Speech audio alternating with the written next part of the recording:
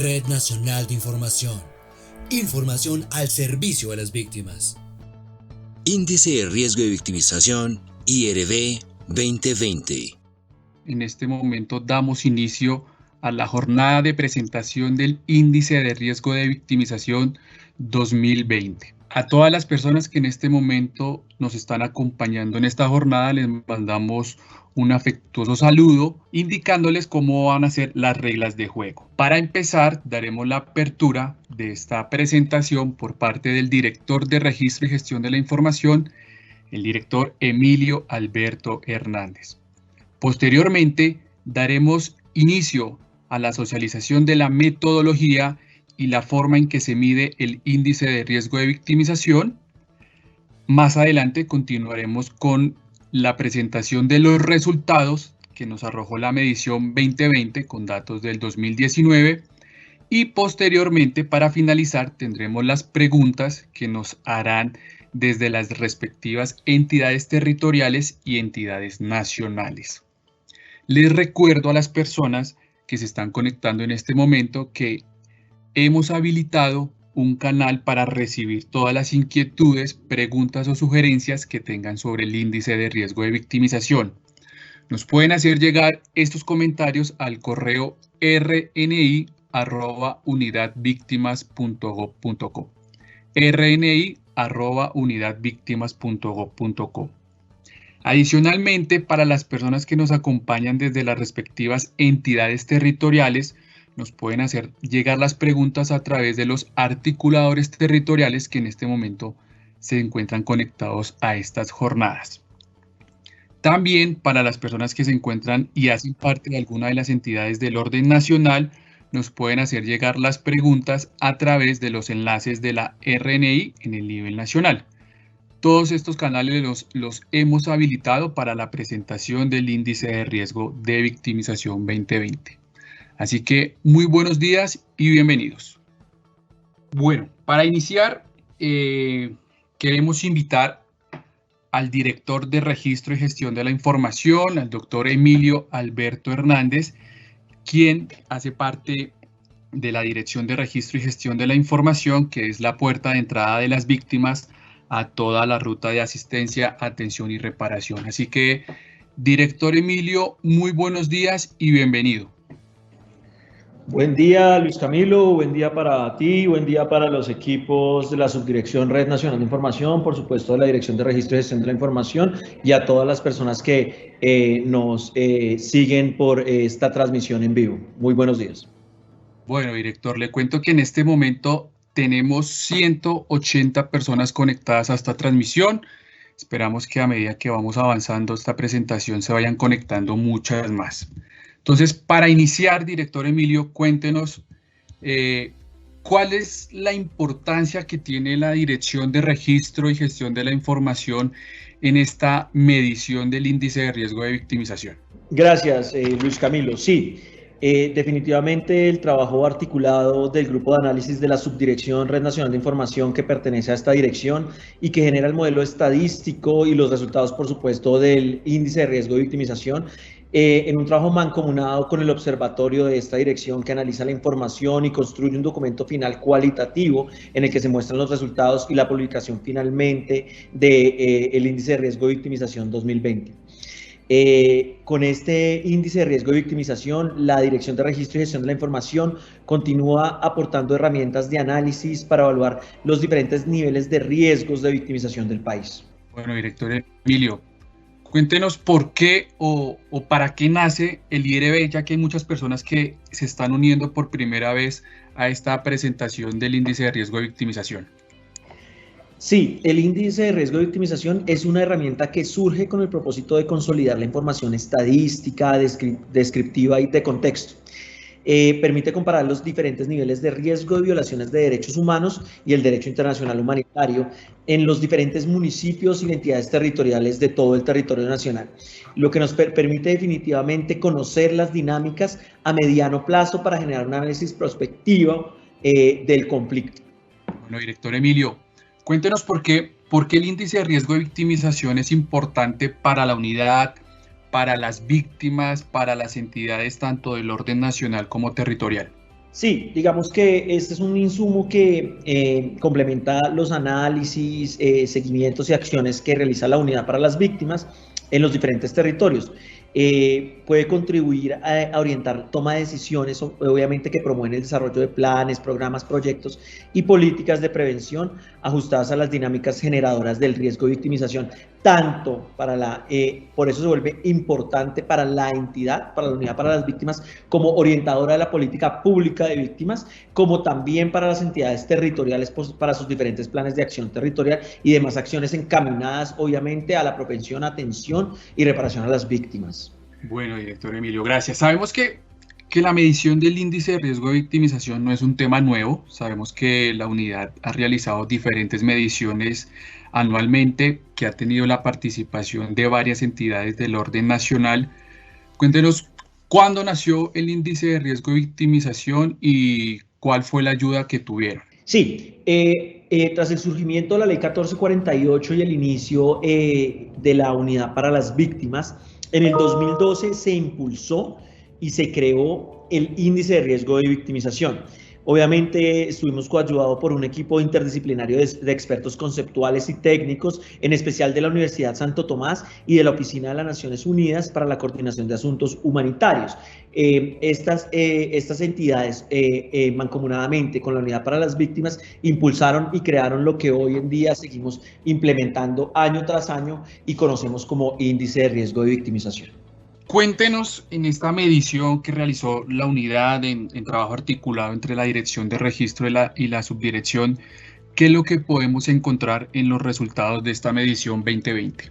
Sí, Luis Camilo, definitivamente para esta entrega y al igual que la entrega del año anterior, el énfasis analítico y de seguimiento se realizó en los municipios que hacen parte de las subregiones donde se desarrollan programas de desarrollo con enfoque territorial PEDET, en concordancia, por supuesto, con el Plan Marco de Implementación y la Política de Paz con Legalidad, programas que se focalizan y tienen especial interés en estas zonas del país.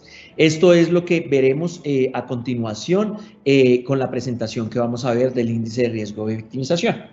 Director Emilio, muchísimas gracias por su participación. Esperamos que esta jornada sea de mucha ayuda y aclarar algunas dudas que tenemos frente a la adopción del índice de riesgo de victimización, así como la presentación de sus resultados.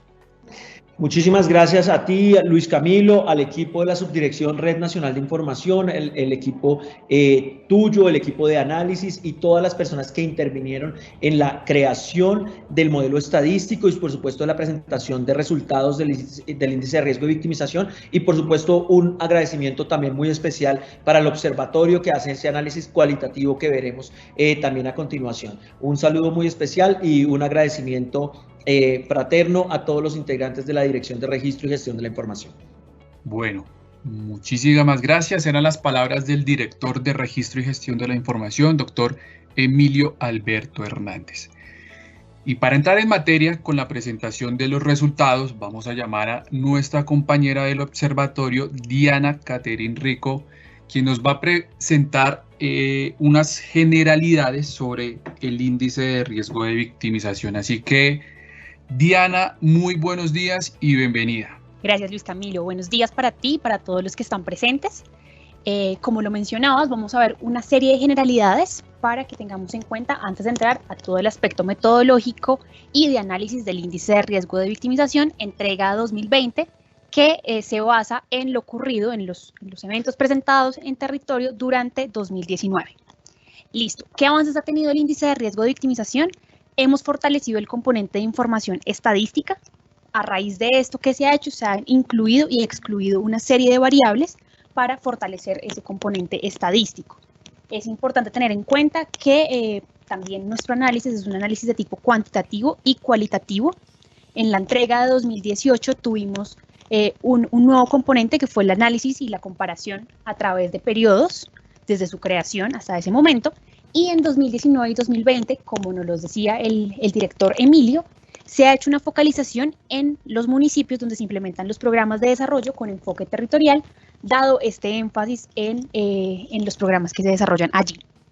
Asimismo, en 2019 y 2020 lo que se hace es un seguimiento a un conjunto de municipios que han sido focalizados y que son objeto del interés e implementación de políticas del gobierno. ¿Cuál es la estructura del IRB entrega 2020? Tenemos una parte inicial donde se presenta una introducción, donde se explica lo que nos contaban acerca de cuándo surge este índice, cuál es la importancia de este índice y cuáles son los avances que se han tenido. Posteriormente tenemos una metodología donde se explica la estructura del índice, que la veremos más adelante. Luego tenemos un análisis de resultados a diferentes escalas. Tenemos la escala departamental, la escala municipal y la escala subregional, con las subregiones PD. Tenemos un análisis por subíndices, por los subíndices de amenaza y de vulnerabilidad, y posteriormente un comparativo entre los resultados de la entrega 2019 y la entrega 2020, con el fin de ver avances, retrocesos y continuidades. Y finalmente, pues tenemos una serie de conclusiones. Entonces, nuevamente, elementos a tener en cuenta, ese énfasis importante en nuestras zonas PEDET, y otro de los elementos a tener en cuenta es ver que los resultados de 2020 se fundamentan en la información de lo ocurrido en 2019. Algo importante para la interpretación de los resultados es que tenemos 5 niveles de riesgo que van desde alto hasta bajo, se dividen en un rango de 0 a 1, donde a mayor riesgo de victimización, más cercano a 1 va a ser el valor del índice. Listo, Diana, muchísimas gracias. Digamos que a las 277 personas que en este momento están conectadas, les comentamos que iniciamos la presentación de los resultados de la medición del índice de riesgo de victimización 2020. En este momento estábamos presentando algunos aspectos muy generales a tener en cuenta durante esta socialización. Y ahora vamos a llamar a nuestro compañero de la Subdirección Red Nacional de Información, Óscar Ortega, quien nos va a presentar las etapas que tuvo la medición en esta nueva vigencia. Óscar, muy buenos días y bienvenido. Buenos días, Luis Camilo. Buenos días a todos los que nos acompañan en esta presentación.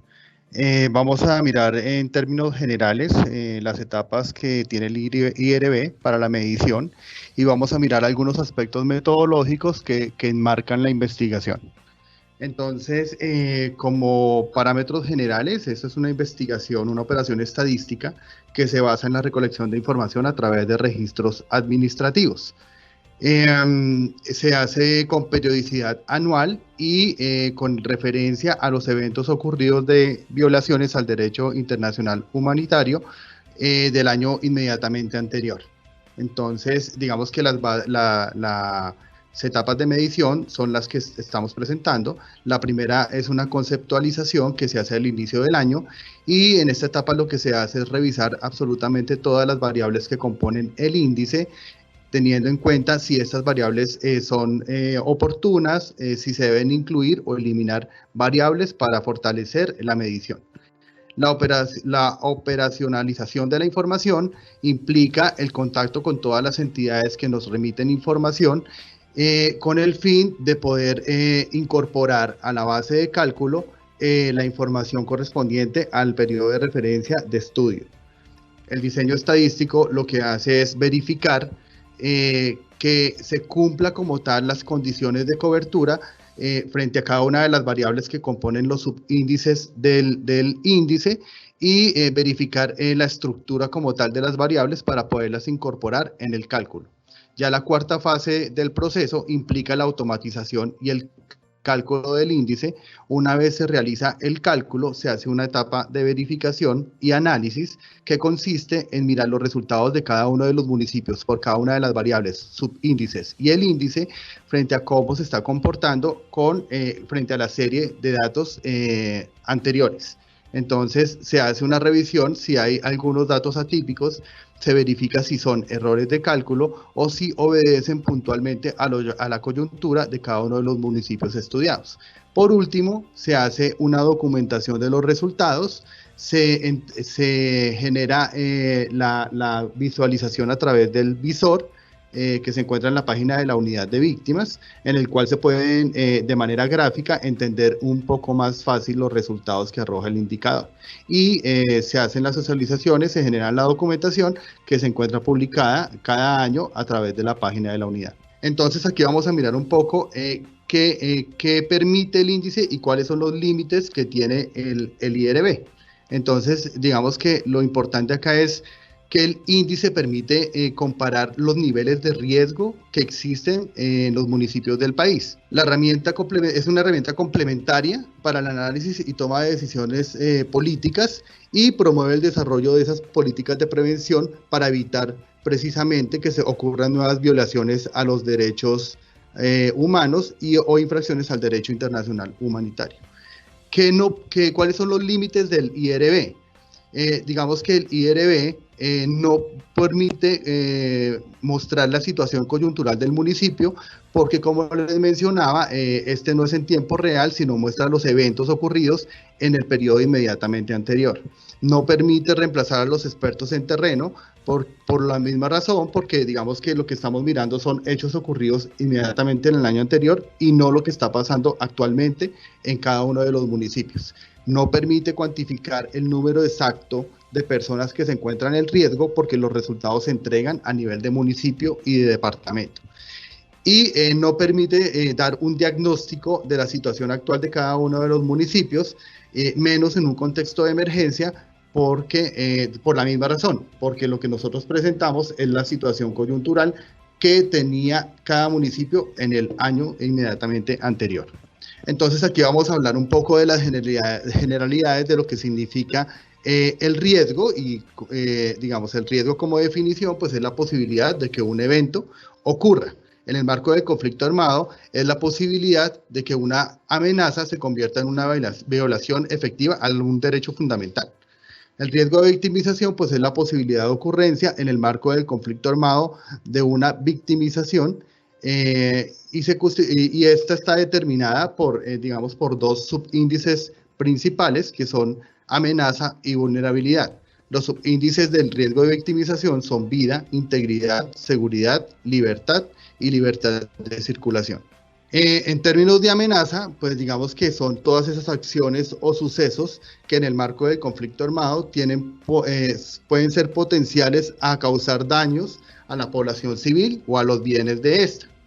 Entonces, digamos que los subíndices de amenaza son básicamente los hechos contra la población civil, las acciones armadas entre combatientes y la presencia de grupos armados. La vulnerabilidad es el conjunto de características del municipio que pueden generar una desestabilización, digamos, en su normalidad. Digamos que también se establece por las capacidades que tiene cada municipio o las capacidades que no tiene para anticipar o sobrevivir a resistir a algún evento en particular. Los índices de vulnerabilidad son la corrupción, hay un subíndice demográfico, geográfico, institucional y socioeconómico. Entonces, les voy a contar ahora cómo se creó el índice. Como lo mencionaba el doctor Emilio, pues esto fue un trabajo mancomunado entre la Unidad de Víctimas, la Universidad Santo Tomás y la Oficina para los Derechos Humanos en Colombia. Inició con la construcción de las variables, se determinaron cuáles variables en ese momento podían aportar a la construcción del índice. Una vez se habían identificado estas variables, se empezó a construir la serie de datos desde 2005. Es decir, hoy día nosotros contamos con serie de datos para todas las variables del índice desde el año 2005 a la fecha. Una vez teniendo claras cuáles eran las variables, se asignaron estas variables a unos ejes temáticos y a unos subíndices para hacer el cálculo diferenciado. Y se calculó, a partir de esta identificación de variables, se calculó la victimización para el año de referencia. Esto, digamos que de alguna manera sucede cada uno de los años, como yo les explicaba al principio, se hace una evaluación de cuáles son las variables que se deben incorporar o eliminar para cada uno de los ejes temáticos y subíndices, y se calcula nuevamente el año de verificación contra la línea base, que es año 2005. Entonces, a partir de eso, ¿me permites, Luis Camilo, en la anterior? A partir de eso se calculan entonces los subíndices de vulnerabilidad y amenaza como ejes principales del índice y se determina cuál es esa asociación de los componentes frente a amenazas y vulnerabilidad de cada uno de los municipios para determinar cuál es la victimización en cada uno de ellos. A partir de esto, pues se hace la estimación del IRB. Hoy día, el IRB se compone de 3 subíndices que son amenaza, vulnerabilidad y victimización. En total se manejan 13 ejes temáticos y 88 variables. para la recolección de estas 88 variables se involucran 29 entidades que nos remiten la información oportunamente para iniciar el proceso de cálculo de la investigación. Entonces, como les mencionaba, esto es una investigación anual, ¿sí?, que genera resultados que permiten de alguna manera generar esas herramientas de análisis para poder implementar esas políticas que eviten la consecución de violaciones a los derechos o algún derecho fundamental. Gracias, Luis Camilo. Bueno, Oscar, muchísimas gracias a ti. Antes de darle paso a mi compañera Diana Rico, les recuerdo a las 306 personas que en este momento están conectadas que nos pueden hacer llegar sus preguntas a través de los articuladores territoriales, en caso de estar conectándose desde territorio. Entidades del orden nacional nos las pueden hacer llegar a través de los enlaces de la Red Nacional de Información con cada una de las organizaciones, o también hemos habilitado el correo institucional de la Red Nacional de Información para que nos puedan hacer llegar sus inquietudes. El correo, una vez más, es rni@unidadvictimas.gov.co, rni@unidadvictimas.gov.co. La idea es que al finalizar esta presentación podamos hacer esa retroalimentación y contestar esas inquietudes que puedan llegar a presentar. Así que 10 de la mañana, 33 minutos. Diana, nuevamente bienvenida. Luis Camilo, muchas gracias nuevamente. Listo. Entonces, con estas claridades de cómo funciona metodológicamente el índice, vamos a entrar a hacer un análisis de los resultados del IRB entrega 2020. Antes de contarles los resultados por cada una de las escalas, es importante que tengamos en cuenta 3 puntos. El primero, que lo que se hace es una estimación del riesgo de victimización para un año específico, en este caso lo ocurrido durante 2019, dadas una serie de condiciones históricas asociadas a cada uno de los municipios en Colombia. Un segundo punto es que a través de este índice es posible ver mejoras, continuidades o agravamientos para un municipio o un departamento específico. Y el tercer punto, que es quizás uno de los más importantes, es que son diferentes condiciones las que ocurren en los municipios y que pueden llevar a que se tenga un mismo valor. Por ejemplo, yo puedo tener 2 municipios con un mismo valor a nivel del índice de riesgo de victimización, pero como la connotación del índice es multidimensional, tener valores similares no implica que esos 2 municipios puedan tener una similitud del riesgo ni las mismas condiciones de amenaza o vulnerabilidad. Entonces, para ello es importante no hacer una lectura aislada de los resultados, porque pues la victimización es realmente compleja y por eso es importante cuando veamos el análisis de algún municipio o un departamento poder hacerlo desde el resultado de cada uno de los subíndices, teniendo en cuenta también un contexto general, que eso es lo importante de esta entrega, en donde vamos a poder ver no solo el resultado a nivel cuantitativo de cómo está un departamento o un municipio, incluso también los municipios dentro de las subregiones PEDET, sino que también vamos a tener un análisis de contexto que va a estar girando en torno a ese resultado para que tengamos una mirada mucho más amplia. A escala departamental, los principales resultados que podemos abordar es que tenemos 5 departamentos que tienen la mayor parte de sus municipios con un índice de riesgo de victimización alto o medio alto. Entonces, dentro de estos están Arauca, del cual el 100% de sus municipios tienen ese índice alto o medio alto, Guaviare igualmente con el 100% de sus municipios, que es importante tener en cuenta aquí que tanto Arauca como Guaviare pues son departamentos con un bajo número de municipios, sin embargo sus municipios tienen un índice de riesgo de victimización alto o medio alto.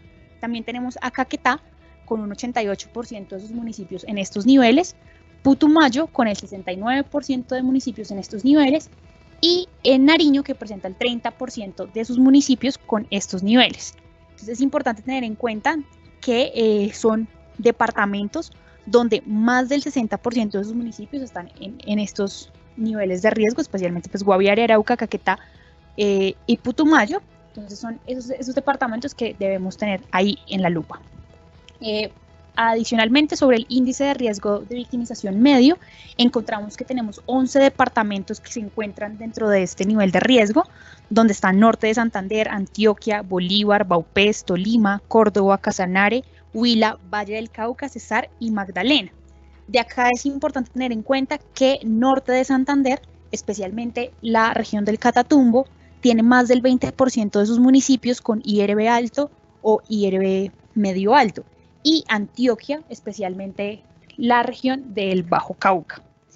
Sobre los departamentos que se encuentran con índice de riesgo de victimización medio, bajo y bajo, tenemos 13 departamentos, que son Risaralda, Caldas, Guajira, Guainía, Santander, Amazonas, Sucre, Quindío.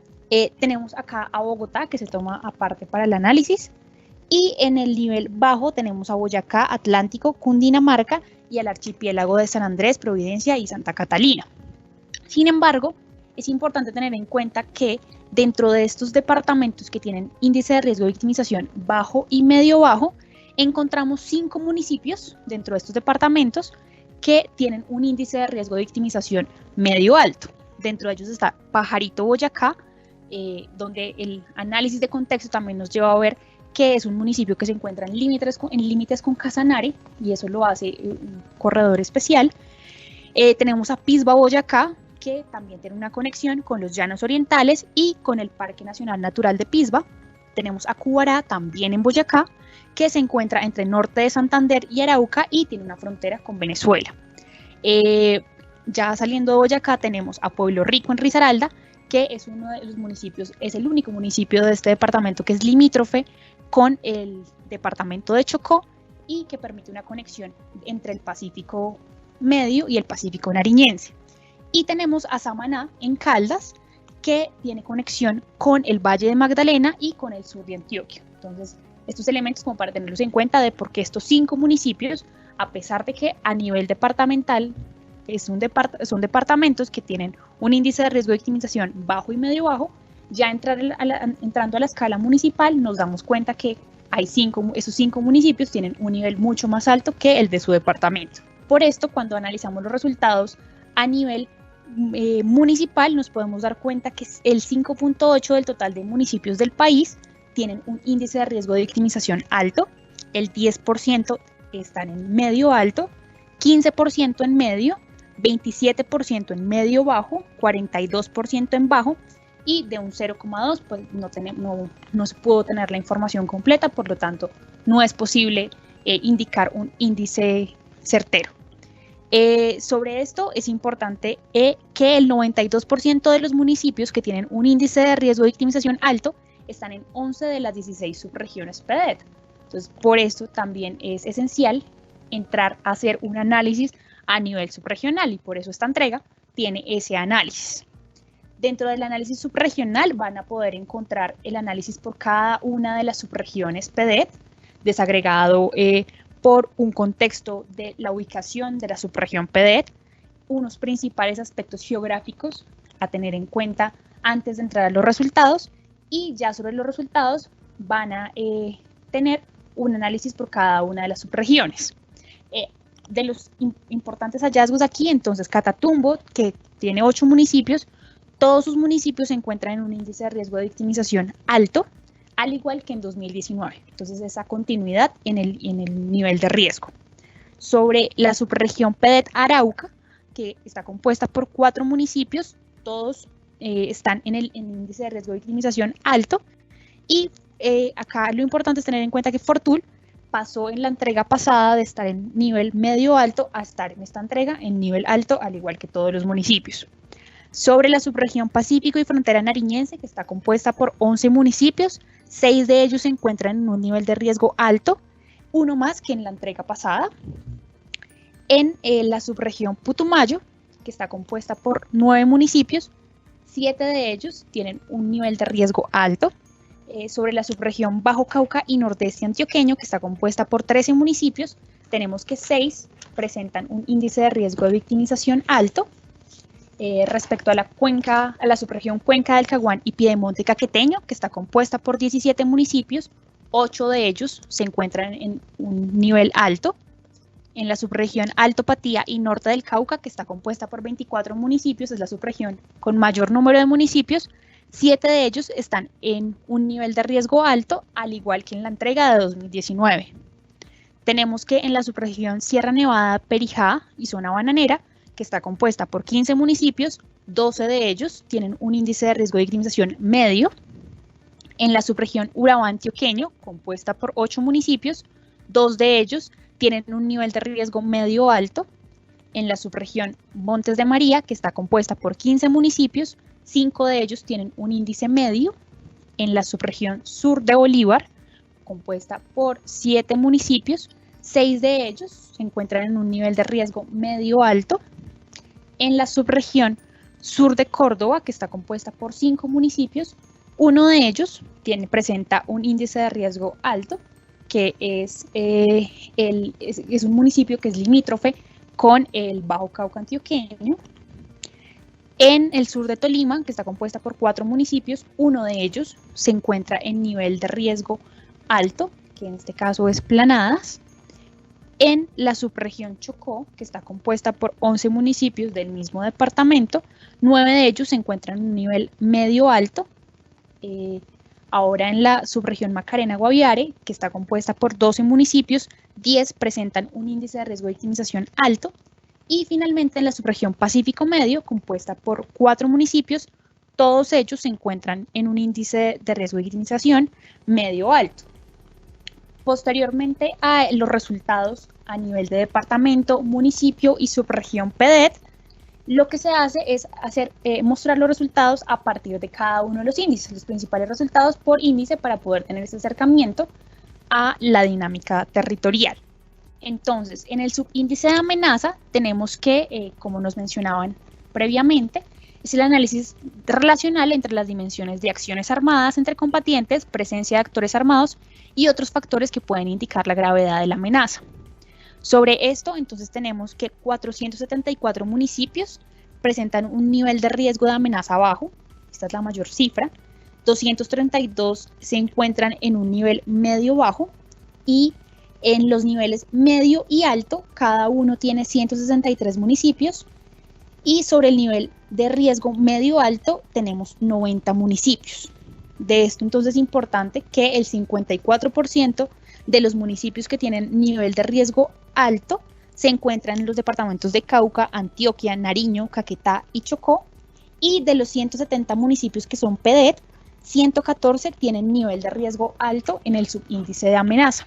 El siguiente subíndice es el subíndice de vulnerabilidad, que está integrado por las dimensiones de orden geográfico, demográfico, institucional, socioeconómico y de transparencia, corrupción, que van enlazados.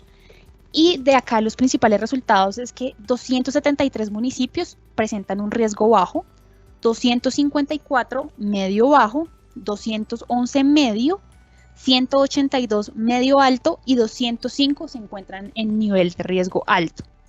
De estos municipios que se encuentran en nivel de riesgo alto, el 51% está ubicado en los departamentos de Antioquia, Chocó, Meta, Caquetá y Nariño. Es importante tener en cuenta que 19 municipios del total nacional, un conjunto de 19 municipios, algunos de ellos son corregimientos departamentales, están ubicados en 7 departamentos y registran un rango alto en todas las variables del subíndice de vulnerabilidad.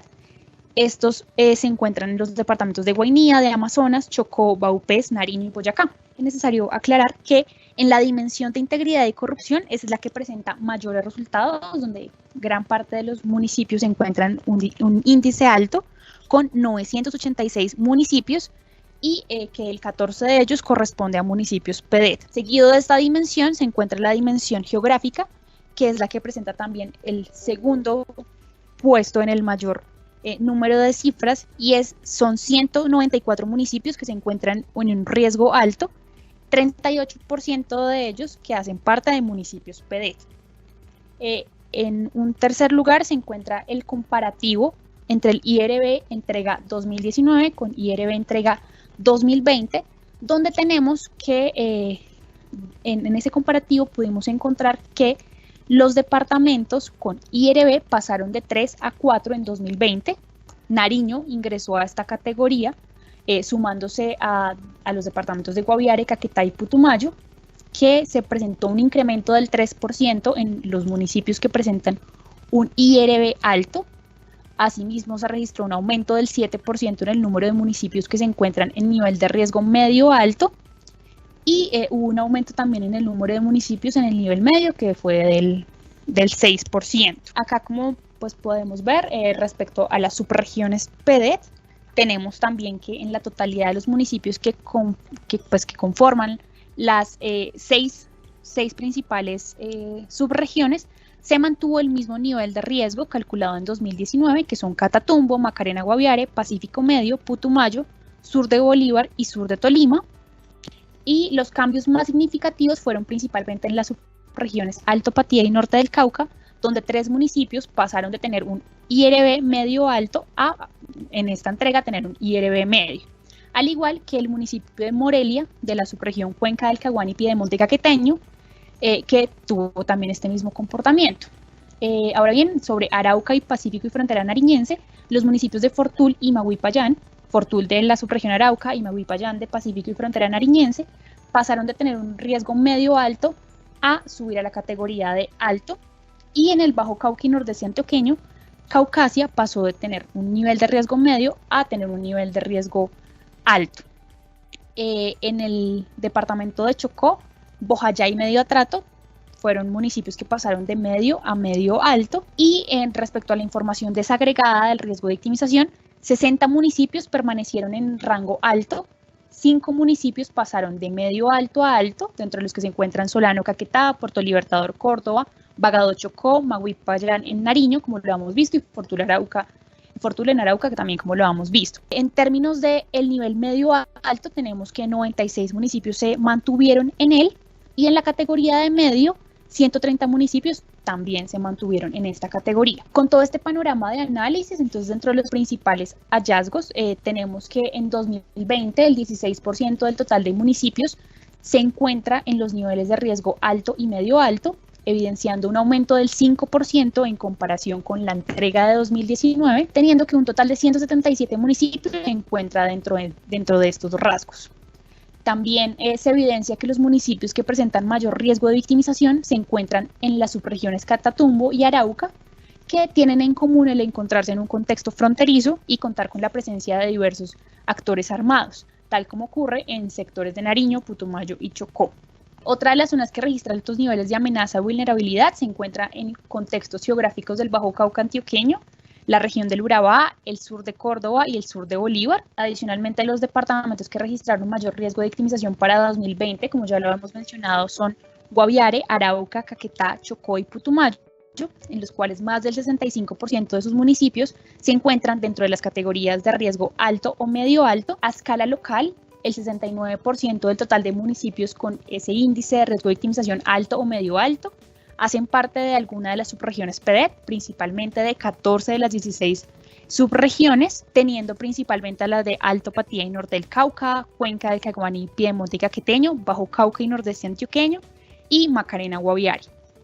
Asimismo, es importante destacar que las subregiones Arauca y Catatumbo tienen todos sus municipios con un índice de riesgo de victimización alto, y que entre las 16 subregiones PEDET, en todas menos en 4, la sumatoria de los municipios con IRB alto y medio alto superó el 80%. Con relación al subíndice de vulnerabilidad, y como ya se había evidenciado previamente, 19 municipios registraron un nivel de riesgo alto en todas las variables.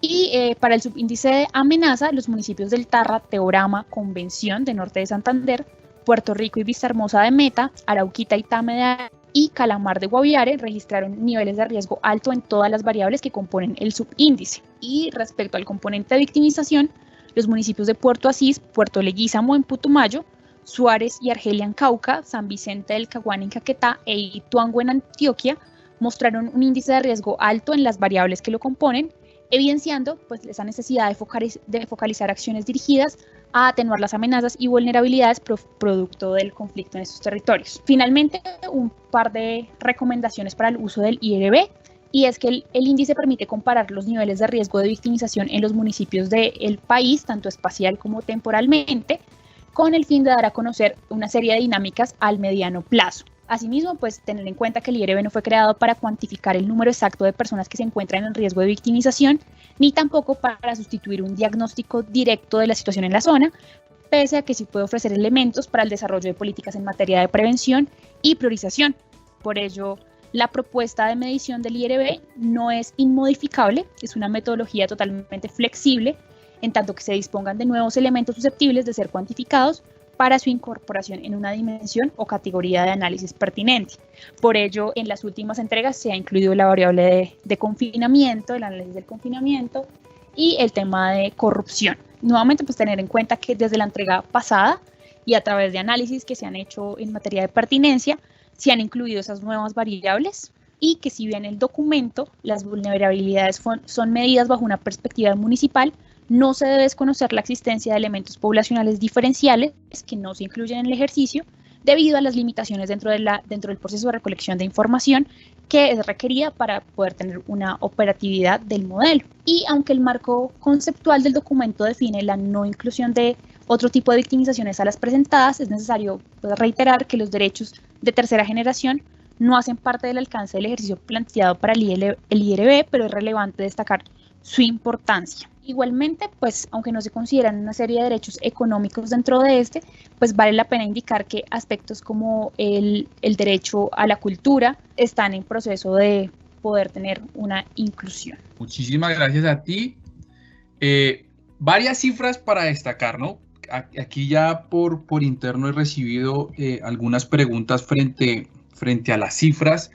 Lo primero que quiero preguntarte es, ¿cuáles son esos 4 departamentos que tienen hoy en día un nivel alto de victimización, para que nos recuerdes de nuevo, por favor? Nos comentaste que Nariño se estaba sumando a esta categoría, ¿cierto?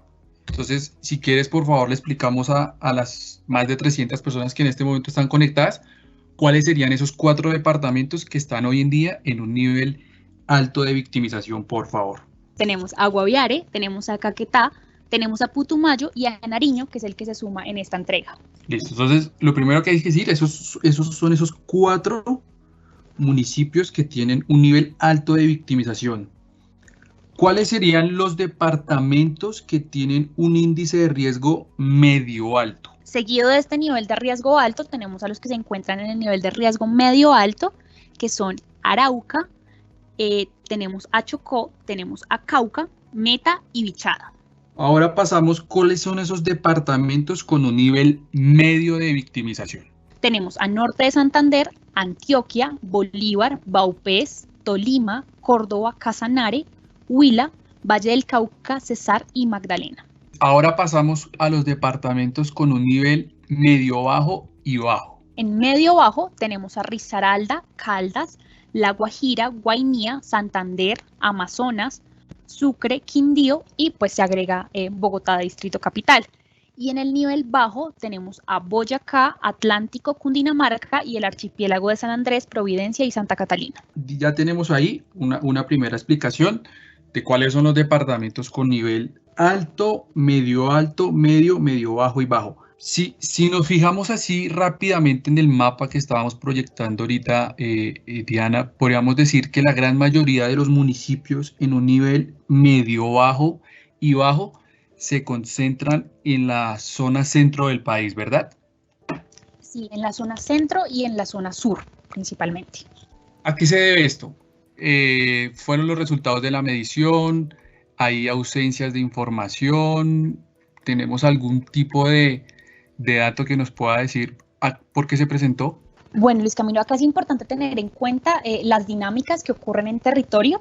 El mapa es bastante diciente sobre lo que ocurre en departamentos tan amplios como por ejemplo Amazonas, Vaupés y Guainía, donde es un territorio realmente extenso, donde también tener acceso a la información es un poco más difícil. Sin embargo, podemos ver que en el subíndice de vulnerabilidad, que es el que se compone por esos factores más geográficos y demográficos, sí presentábamos unos niveles de riesgo alto a nivel escala municipal. Entonces, por eso es importante hacer siempre el análisis de este índice de manera conjunta, no de manera aislada, con lo que sucede en territorio, entrando a revisar cada una de las variables, porque claro, en Amazonas podemos presentar un menor número de presencia de actores armados, lo que podría hacer que el subíndice de amenaza nos disminuya, cosa diferente a las variables de nivel geográfico, demográfico, que hacen que este aumente. Ok, Diana, listo. Ahí, digamos que así vamos entendiendo un poco las cifras que nos presentaste. Hay otra pregunta que me están haciendo desde territorio y tiene que ver con una pregunta, y les recuerdo a las personas que se conectaron tarde a la transmisión, y es que pueden hacerles llegar a sus preguntas a los articuladores territoriales en caso de encontrarse en territorio, o también las pueden hacer llegar a los enlaces del nivel nacional o al correo rni@unidadvictimas.gov.co. Acá hay dos preguntas, Diana, para ya entrar en materia con esta retroalimentación que vamos a hacer, y es una pregunta que nos hace Luis Bonilla de la Defensoría del Pueblo, específicamente en la Oficina Delegada para la Orientación y Asesoría a las Víctimas. Nos pregunta Dianita lo siguiente: ¿cuál es el peso que tiene el tipo de hecho victimizante para determinar el índice de riesgo victimizante en un municipio o en una región determinada? El peso que puede llegar a tener un tipo de hecho victimizante. Listo, Luis Camilo. Entonces, para responder esta pregunta, quizás es importante devolvernos al aspecto metodológico y tener en cuenta el análisis que se realiza por las diferentes categorías y, pues, antes que eso, por los subíndices. Entonces, es importante tener en cuenta la estructura del índice de riesgo de victimización, que tiene un eje temático de victimización, donde se encuentra esa vulneración de los derechos de la vida, la libertad personal, la integridad personal, la seguridad y la libertad de circulación. Un subíndice de amenaza, donde se tienen en cuenta las acciones armadas entre combatientes, la presencia de actores armados, los otros indicios de gravedad de la amenaza, y un subíndice de vulnerabilidad, donde tenemos aspectos más de tipo demográfico, geográfico, socioeconómico, institucional y en temas de transparencia y corrupción. Entonces, este análisis es bastante amplio y por eso les decíamos que yo puedo tener un departamento en un índice de riesgo alto, y eso no quiere decir que sea principalmente porque haya más actores armados, sino que puede ser por la confluencia entre las demás variables. Entonces, todas tienen un peso estadístico importante y mancomunado en donde podemos ver esto. Por eso no es tan fácil explicarlo como tanto por el peso exacto de la presencia de actores armados es esta, sino que se debe revisar que el análisis estadístico se centra en cada una de las variables de cada uno de los ejes temáticos, donde podemos tener una información mucho más concreta y que nos dé un análisis completo de lo que sucede en territorio, y no solamente en materia de si hay actores armados o no hay actores armados. Listo, Diana. Muchísimas gracias. Hay otra pregunta que también nos hacen desde Defensoría. ¿Qué se debe esperar en términos de formulación de políticas públicas de prevención de la violencia por parte de las entidades nacionales y territoriales con las zonas identificadas con un riesgo alto? Creería, Dianita, que aquí estamos enfocando el IRB en materia de prevención. Sí, claro que sí. Pues Luis Camilo y a todos los presentes aquí, este documento tengamos en cuenta que es un insumo para los entes territoriales. En la pasada formulación de los planes de acción territorial contaron con la entrega anterior del IRB, y este es un insumo que permite a los entes territoriales poder focalizar sus acciones y en materia de prevención tener en cuenta cada uno de los elementos que se estudian en el índice de riesgo de victimización para la toma de decisiones. Sin embargo, importante tener en cuenta lo que ya hablábamos de que es un análisis a mediano plazo. Eso quiere decir que la entrega que yo tengo de 2020 tiene información de lo sucedido en 2019 en territorio. Sin embargo, eso me permite tener un análisis de lo que está sucediendo y acá también poder leer esta entrega con relación a las demás entregas hacia atrás. ¿Para qué? Para que yo pueda ver continuidades, pueda ver si hay algunos aumentos del riesgo, si hay unas disminuciones del riesgo, y a partir de allí poder tomar decisiones. Sin embargo, nuevamente recalcar que este es un insumo para los entes territoriales y para las instancias de nivel nacional, también en materia de prevención, protección y atención. Listo, Diana. Vamos ahora con una pregunta que nos hacen desde FUPAD. Isabel Cristina Alzatenado, consultora de fortalecimiento institucional, nos hace la siguiente pregunta. ¿Cómo se mide el IRB para confinamiento? Creería, Dianita, que esto tiene que ver un poco con la pregunta que nos hicieron desde Defensoría, ¿verdad? Sí, tener en cuenta pues, lo que ya hablábamos de la presencia de algunos hechos victimizantes en el eje temático de victimización, donde encontramos la vulneración a vida, libertad personal, integridad personal, seguridad y libertad de circulación. Y lo que se ha hecho es que en el cálculo de 2019 y 2020, que tienen información de 2018 y 2019, se ha incluido la variable de confinamiento dentro del eje temático de libertad de circulación, dado el aumento en el número de eventos de tipo masivo que se han conocido por parte de la Unidad para las Víctimas. Listo, Diana. Vamos ahora con una pregunta que nos hacen desde la Agencia de Renovación del Territorio. La pregunta es la siguiente, Diana. Quisiera saber si en el análisis realizado en el IRB se ha identificado algunas correlaciones entre las variables contempladas. Sí, acá lo que podríamos tener es que se han identificado dentro de cada uno de los ejes temáticos una serie de variables que los componen.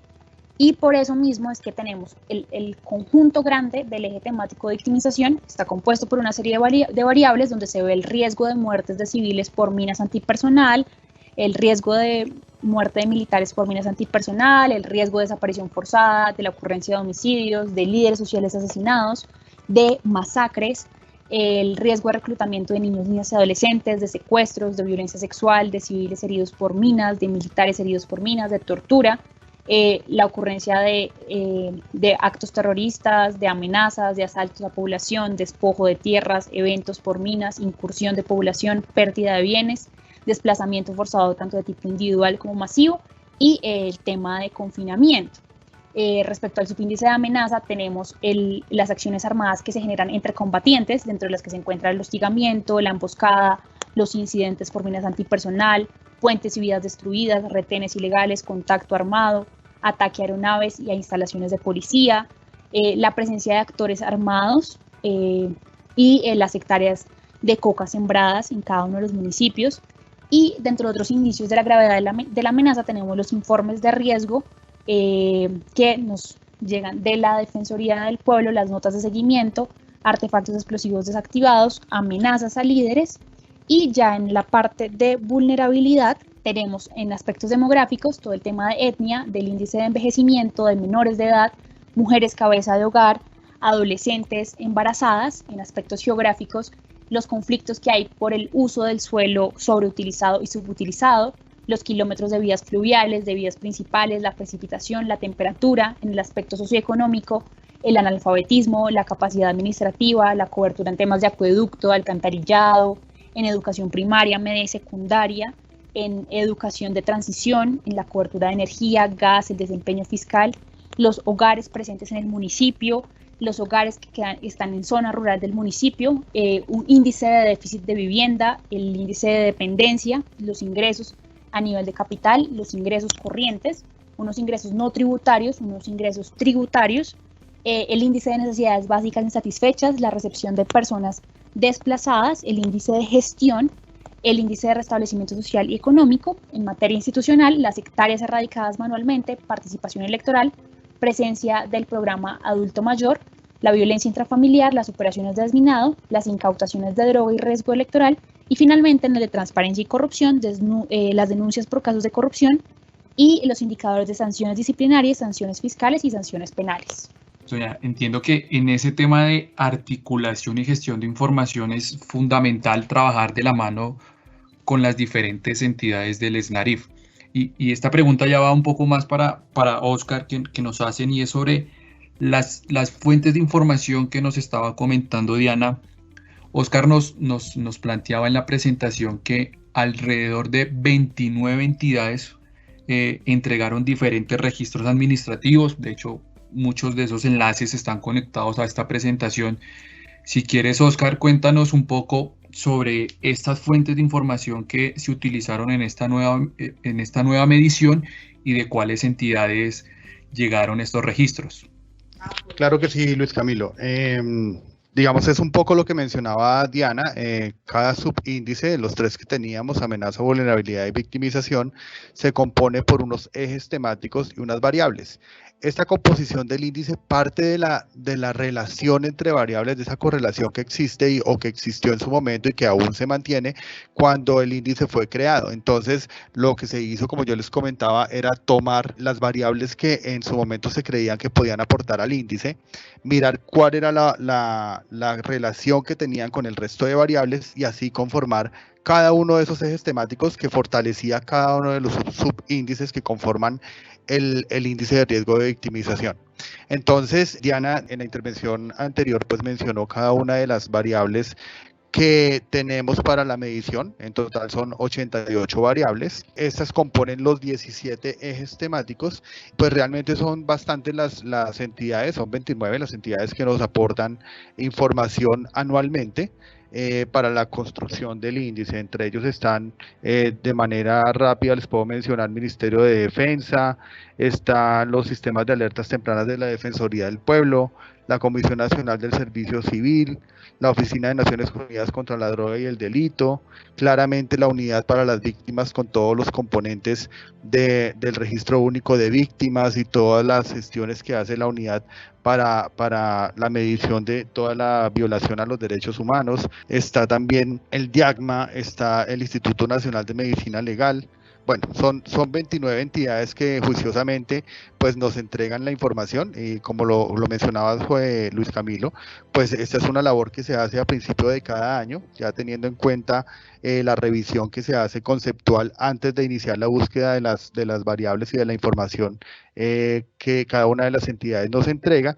Entonces, una vez ya tenemos claras cuáles son las variables que ingresan o que salen del indicador, hacemos el contacto con estas entidades que les menciono y obtenemos la información para empezar como tal la medición del índice. Entonces, importante resaltar que, digamos, este índice que nosotros estamos presentando el día de hoy es un índice adaptativo, es decir que los pesos porcentuales están dados de manera, se adaptan a la incorporación o la exclusión de variables para poder llegar al cálculo final.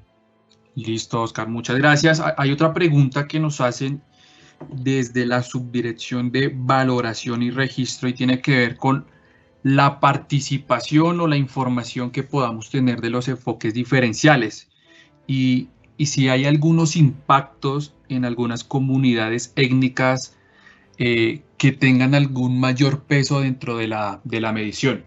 Luis Camilo, como lo mencionábamos al principio, digamos que esa es una de las limitantes del indicador, porque nosotros no damos información a nivel de individuo. Digamos, aunque la información que nosotros recolectamos es por hechos presentados en los municipios, claramente a personas o a comunidades o al municipio en general, nosotros no entregamos la información, el resultado como tal, digamos, a ese nivel. Nosotros entregamos a nivel de municipio, por lo tanto, lo que nosotros determinamos es cuántas ocurrencias hay en cada una de las variables para cada uno de los ejes y para la composición del subíndice y entregamos los resultados por municipio en una calificación, como lo explicaba Diana, de 0 a 1, donde 0 es menos riesgo de victimización y 1, la cercanía es 1, es mayor riesgo de victimización. Entonces, aunque digamos que al incorporar las variables se contemplan los hechos ocurridos a toda la población, es decir, con enfoques étnicos, no étnicos, etcétera, los resultados que el IRB arroja son para municipio, para determinar cuál es el riesgo de victimización, de vulnerabilidad y de amenaza en cada uno de los municipios del país. Listo, Orca, muchas gracias. Hay una pregunta que nos envían desde la Consejería Presidencial para los Derechos Humanos y la pregunta es la siguiente, Oscar. El subíndice geográfico relacionado con temperatura, vías, conflicto y uso del suelo cuenta además con la información de la infraestructura que se tienen en cada municipio. Esa es la primera pregunta. Si digamos que en este subíndice se tienen información con temperatura, vías, conflicto y uso del suelo. Sí, digamos que la información que nos entregan a nosotros es muy variada. Para cada uno de los municipios se determinan esas condiciones geográficas, por ejemplo la temperatura, ciertas temperaturas pues de alguna manera ayudan a que de alguna manera los cultivos ilícitos se puedan presentar en ese municipio. Entonces eso también tiene una categorización para la calificación del eje y del subíndice que tiene el componente geográfico. Entonces, esa información efectivamente sí nos la entregan, el componente de vías para el traslado, para el tránsito, por ejemplo, de los mismos cultivos ilícitos o de grupos armados, todo eso está contemplado en la medición. Lo importante aquí también para resaltar es que nosotros entregamos los resultados a nivel de subíndice y como tal de IRB. Entonces, todas las 88 variables hacen parte de todo el cálculo para determinar, como ya lo mencionábamos, de cuál es el riesgo de victimización, el riesgo de amenaza y el riesgo de vulnerabilidad que tiene cada uno de los municipios del país. Oscar, en el mes de abril, nosotros desde la unidad hicimos una presentación de los sistemas de información geográficos que tenía la unidad y que coordinaba la Red Nacional de Información. Para la medición del índice de riesgo de victimización, ¿cuál es el papel que cumple los sistemas geográficos para poder realizar todo este ejercicio? Bueno, como lo mencionábamos, todo el tema geográfico se incorpora en la medición a través de un eje y para el índice de vulnerabilidad, pero digamos que la mayor relevancia que tenemos nosotros frente a los sistemas que la Red Nacional de Información maneja es presentar, como ya lo mencionábamos, de una manera mucho más dinámica los resultados que tenemos en cuanto al índice. Entonces, la unidad de atención para las víctimas tiene incorporado un visor que genera esta clase de mapas que estamos viendo en la presentación y que de una manera gráfica, con unos niveles de colores más oscuros, más claros para determinar cuál es el nivel, pues nos presenta los resultados obtenidos en cada una de las vigencias para el IRB. Entonces, digamos que esto lo que hace es que utilizamos medios para de alguna manera, además de todo lo que se entrega por parte del observatorio, que ya es todo ese análisis cualitativo que aporta muchísimo para la herramienta del IRB como digamos que uno de los determinantes para poder hacer un análisis de la situación coyuntural de cada uno de los municipios y poder hacer un análisis de las políticas que deberían implementarse en cada uno de los municipios de acuerdo a su nivel de riesgo para evitar esas violaciones a los derechos humanos. Utilizamos también estas herramientas gráficas que permiten hacer una lectura muy rápida, muy fácil de lo que está ocurriendo, de lo que ocurrió en el periodo inmediatamente anterior en cada uno de los municipios del país y así de alguna manera determinar cuáles serían esas necesidades en donde el gobierno nacional a través de todas sus instituciones pueden entrar a aportar para evitar, como les digo, la ocurrencia de hechos victimizantes. Listo, Oscar, muchísimas gracias. Nos hacen otra pregunta y tiene que ver con el ejercicio que hicimos sobre departamentos y es de los municipios PEDET, ¿cuántos se encuentran en un nivel alto, cuántos en medio alto, cuántos en medio bajo y cuántos en bajo? Si por favor podemos hacer esta desagregación para los municipios PEDET, por favor. Listo, ok. Entonces, importante tener en cuenta que el 92% de los municipios con IRB alto están en 11 de las 16 subregiones PEDET. Ya entrando al análisis por cada una de estas subregiones, tenemos que en la subregión Catatumbo, el 100% de sus municipios se encuentran en un nivel de riesgo alto. Con respecto a la subregión Arauca, también el 100% de sus municipios se encuentran para esta entrega en un nivel de riesgo alto. En la subregión Pacífico y frontera nariñense, 6 municipios son los que se encuentran en nivel de riesgo alto. En la subregión Putumayo tenemos que 7 municipios presentan un índice de riesgo alto, 2 se encuentran en medio alto, que esto es igual que el año anterior. En la subregión Bajo Cauca y Nordeste antioqueño, 6 tienen un índice de riesgo de victimización alto, 7 están en medio alto y en la subregión Cuenca del Caguán y Piedemonte Caqueteño, de los municipios que hacen parte de esta subregión, 16 de Caquetá y 1 de Huila, 8 de ellos tienen un índice de riesgo de victimización alto, 7 medio alto y 2 están en nivel de riesgo medio. En la subregión Alto Patía y Norte del Cauca tenemos que 3 presentaron riesgo medio, un municipio tiene riesgo bajo, 13 municipios tienen riesgo medio alto.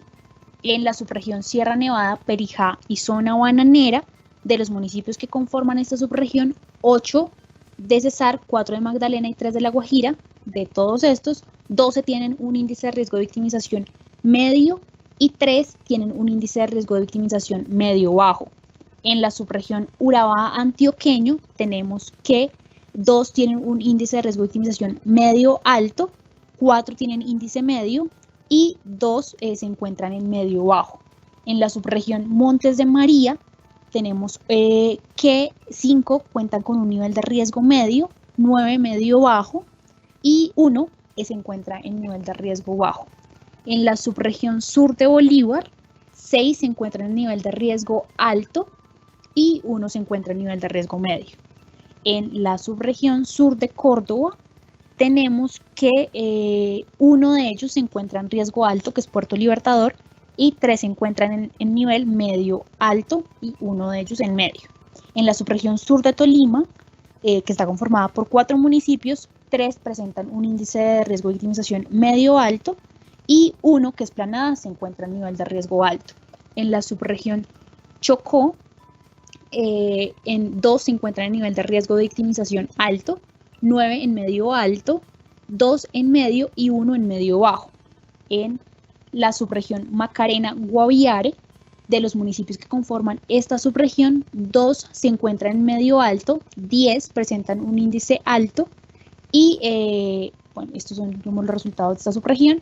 Y en la subregión Pacífico Medio, 4 municipios registran un índice medio alto, teniendo en cuenta pues que igual solo está conformada por estos 4 municipios.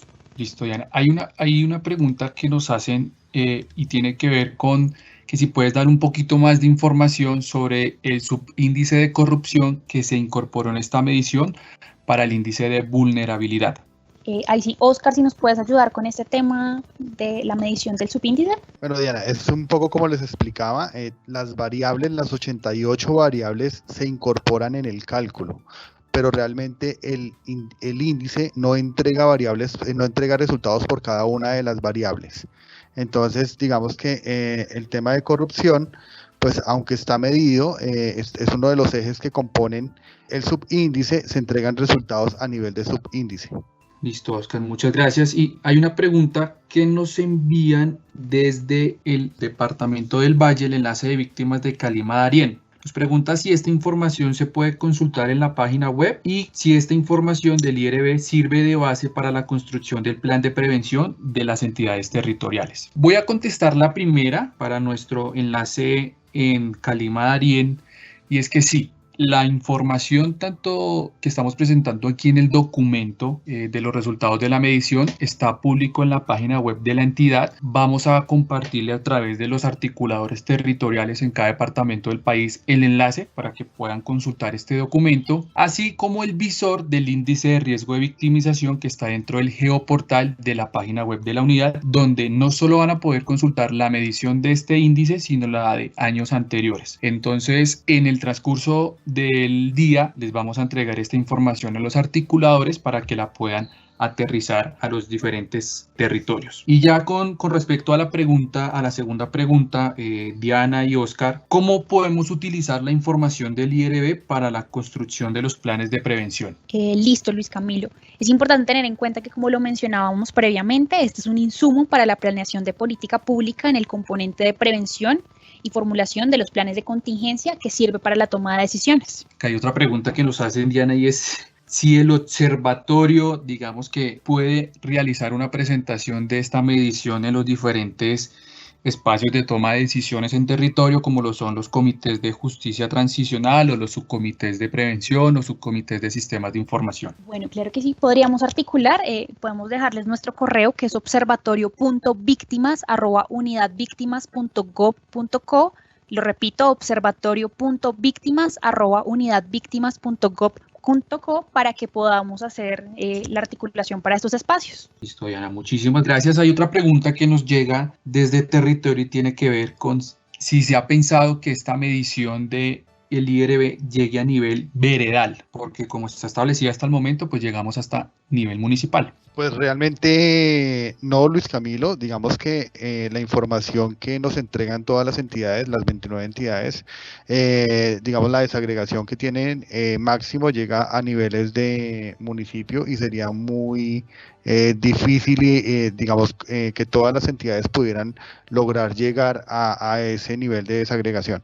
Entonces, digamos, los resultados se dan, como lo hemos mencionado, a nivel municipal y a nivel departamental. Y por ende las políticas de prevención pues se tendrán que implementar a esos niveles, municipal y departamental. Dentro del documento podemos consultar las fuentes de información que se utilizaron para la medición, o esto ya es internamente la metodología que utilizamos en el observatorio y en la Red Nacional para la Medición.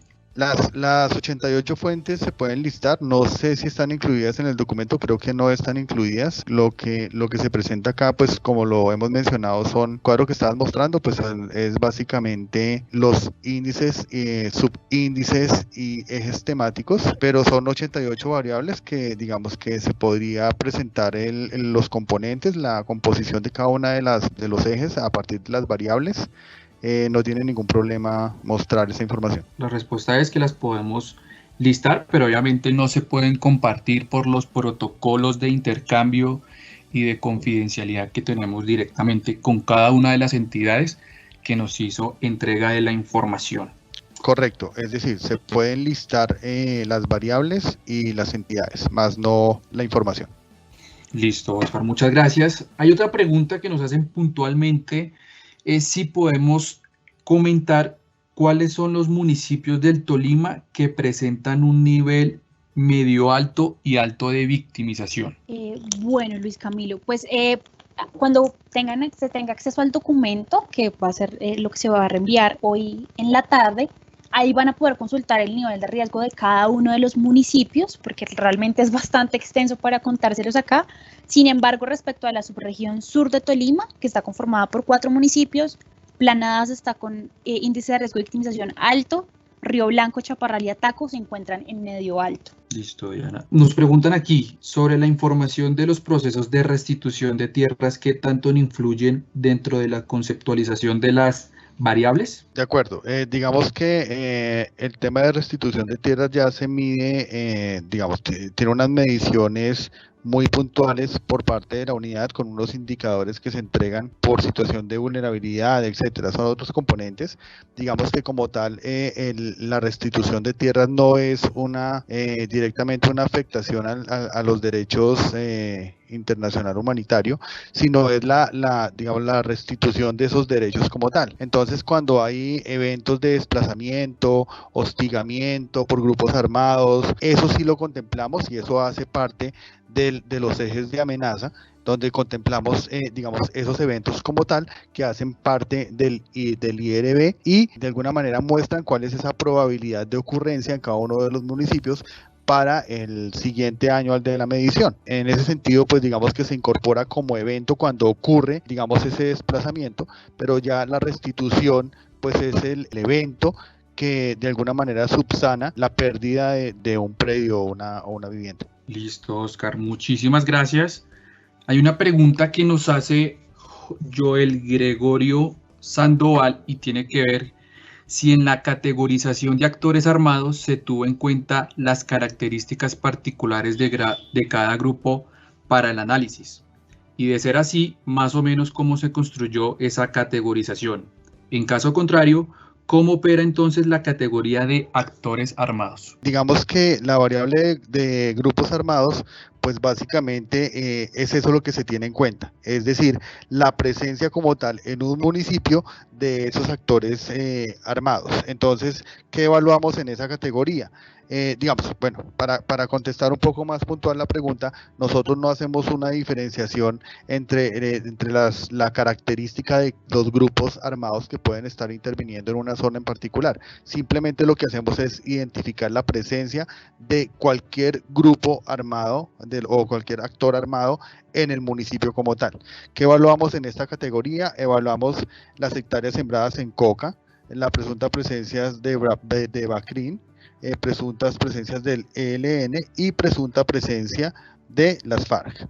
Listo, creo que un poco en sintonía a la pregunta que nos hacían Joel Gregorio desde la unidad, y es sobre, y que es una que nos hacen desde la RODI, y es cómo se comportó el tema de presencia de grupos armados en los territorios frente a las mediciones anteriores. Es decir, si hubo una variación, entendiendo pues que hubo un acuerdo de paz y que la cantidad de personas que hacían parte de las FARC disminuyó. Digamos que hubo una diferenciación de la presencia de grupos armados en cuanto a mediciones anteriores. Perfecto, Luis Camilo. Les comentaba que es importante tener claro lo que puede hacer el IRB, lo que puede entregar y lo que no.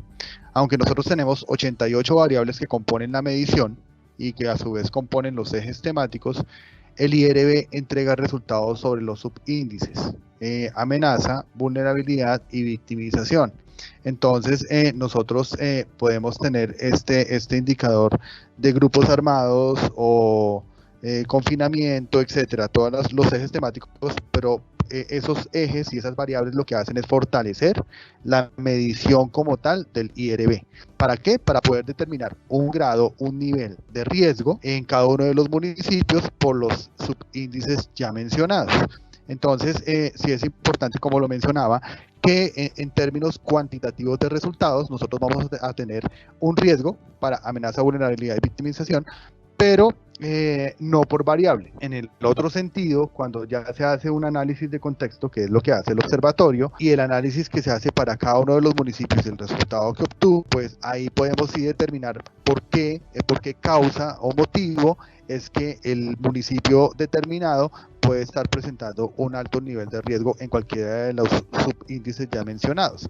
Entonces, en medio de ese análisis de contexto, uno sí podría llegar a determinar si, por ejemplo, el grado alto que tenga de riesgo de victimización puede deberse a la presencia de grupos armados. Bueno, Oscar, muchísimas gracias. Para ir finalizando esta jornada, nos hacen una pregunta desde la DT Tolima, nuestro articulador territorial, y tiene que ver si existen grupos armados transnacionales que hagan presencia, para saber si hay algún tipo de información o de dato que se utilice en la medición del IRB que cuente con existencia de grupos armados transnacionales, como por ejemplo el cartel de Sinaloa. Como les mencionaba, digamos que el eje temático de presencia de actores armados tiene incorporada a la medición las siguientes variables: hectáreas sembradas de coca, presunta presencia de BACRIM, presunta presencia del grupo ELN y presencia de las FARC. Básicamente la información que se incorpora en la medición es lo que se está midiendo por las diferentes entidades en el orden nacional.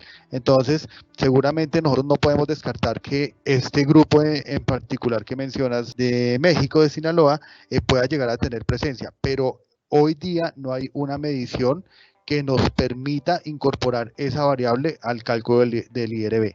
Si oportunamente en algún momento se puede determinar por el Ministerio de Defensa o otra entidad que hay una medición donde yo puedo identificar por cada uno de los municipios que hay presencia de este grupo, pues seguramente la incorporaremos en la medición del IRB. Bueno, Oscar, muchísimas gracias. Y ya para terminar, quisiera que Diana, por favor, nos comentara rápidamente y reiteramos a todas las personas que se conectaron, a las más de 320 personas que se alcanzaron a conectar a esta jornada, cuáles fueron las principales conclusiones que nos arrojó la medición de este 2020. Muchísimas gracias.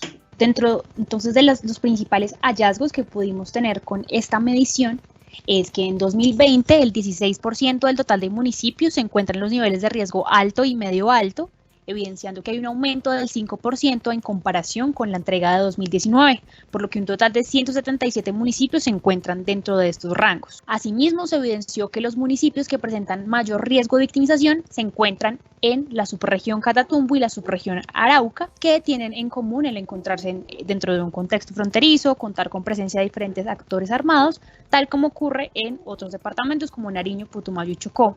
Otra de las zonas que registró altos niveles de amenaza y vulnerabilidad, especialmente en el análisis de esos dos subíndices, se encuentran los contextos geográficos del Bajo Cauca antioqueño, de la subregión Bajo Cauca antioqueño, la región del Urabá, el sur de Córdoba y el sur de Bolívar. Y los departamentos que registraron mayor riesgo de victimización para 2020 pues son Guaviare, Arauca, Caquetá, Chocó y Putumayo, en los cuales más del 65% de esos municipios se encuentran dentro de las categorías de riesgo alto o medio alto. Si bien Nariño ingresó dentro de la categoría de riesgo alto a nivel departamental, pues es importante tener en cuenta que tan solo pues el 30% de sus municipios están dentro de estos riesgos alto o medio alto, por lo cual no entra dentro de este pequeño análisis. Y a escala local, el 69% del total de los municipios con índice de riesgo de victimización alto o medio alto hacen parte de alguna de las subregiones PEDET, principalmente de 14 de las 16 subregiones, dentro de las que encontramos a Alto Partida y Norte del Cauca, Cuenca del Caguán y Piedemonte Caqueteño,